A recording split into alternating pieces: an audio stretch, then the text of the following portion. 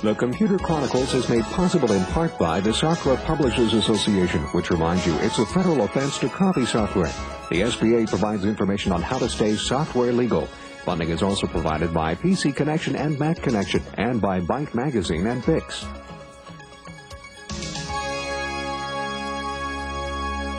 Welcome to the Computer Chronicles. I'm Stuart Chaffee, and with me this week is Paul Schindler. Paul, it's Christmas time, as I can see by your outfit. Christmas time, parents think about what to get for the children, of course, and one thing you might think about is an encyclopedia. And the old-fashioned version, 26 volumes that take up a whole bookcase, isn't the way you do it in the computer era. What I have up here is the new Compton's Electronic Encyclopedia on CD-ROM. What's great about it is not only in a CD-ROM, but it's meant for a 7-year-old child. So even if you don't know how to use the encyclopedia, just ask it a question. For instance, I put in a question, is St. Nicholas the same as Santa Claus? Because I couldn't find St. Nick in the encyclopedia. Automatically tells me, suggests an article I should look up, which is the article on Santa Claus. I simply click on it, and lo and behold, there is the article on Santa Claus. It says, of course, it's the same thing as St. Nicholas.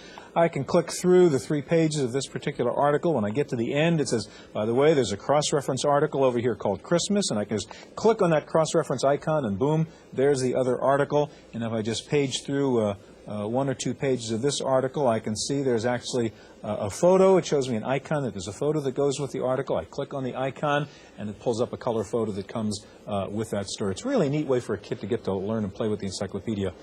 I want to ask you, is a 7-year-old child too young to buy a computer for at Christmas time? Absolutely not. As a matter of fact, I have a 6-year-old and a 9-year-old, and they both started using computers when they were 5. The key is not the hardware, it's really the software. There's a lot of good educational and game software for both the PC and the Macintosh.